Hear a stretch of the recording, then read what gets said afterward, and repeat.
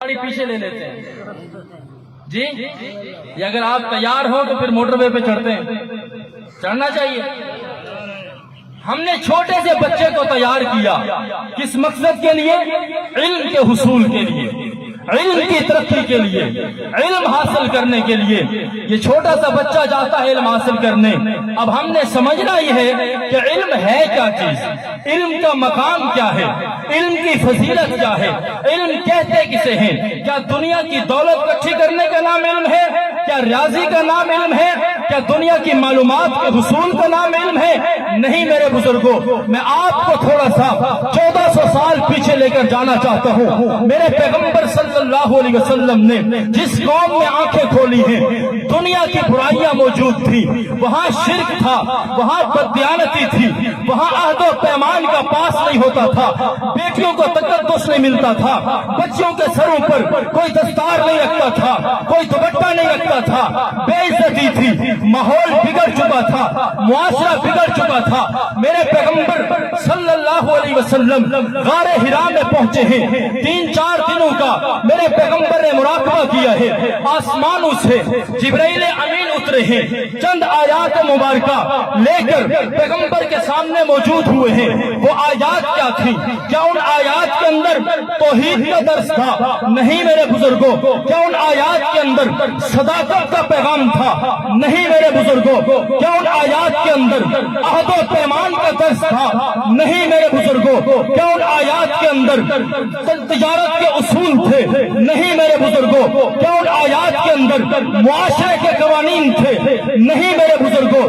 کیا ان آیات کے اندر ماں باپ کی عزت کا احترام کا قانون تھا؟ نہیں میرے بزرگوں۔ کیا ان آیات کے اندر رب کی تصدیق یا رب کی توحید کا اعلان تھا؟ نہیں میرے بزرگوں۔ کیا ان آیات کے اندر پیغمبر کی ختم نبوت کا اعلان تھا؟ نہیں میرے بزرگوں۔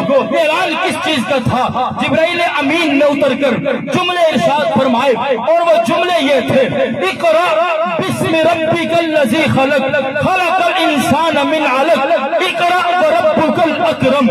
اللہ یہ کیا ہے؟ آج تو یہ پہلا درس تھا، یہاں پر شرک کا عروج تھا، آپ کو توحید کا اعلان کرنا چاہیے تھا۔ اللہ بددیانتی عروج پر ہے، آپ کو عہد و پیمان کا پیغام دینا چاہیے تھا۔ اللہ جھوٹ عروج پر ہے، آپ کو صداقت کا پیغام دینا چاہیے تھا۔ اللہ بیٹیوں کی عزت کوئی نہیں کرتا، آپ کو بیٹیوں کی عزت کا پیغام دینا چاہیے تھا۔ اللہ عورتوں کا احترام کوئی نہیں کرتا، آپ کو عورتوں کا خیال کرتے ہوئے ان کے قوانین بیان کرنے چاہیے تھے۔ اللہ یہاں والدین کا احترام کوئی نہیں کرتا، آپ کو والدین کی عزت کو بیان کرنا چاہیے تھا۔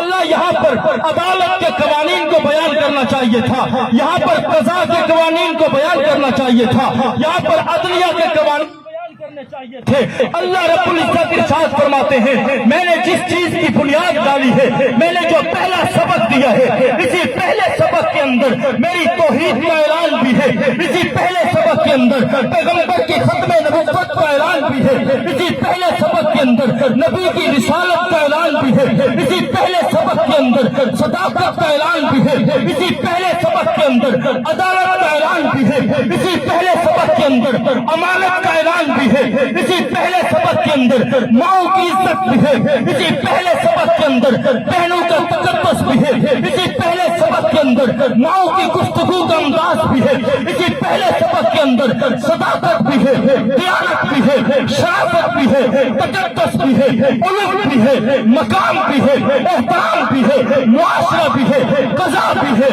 عدالت بھی ہے، ریاست بھی ہے، معاشرے کے قوانین بھی ہے۔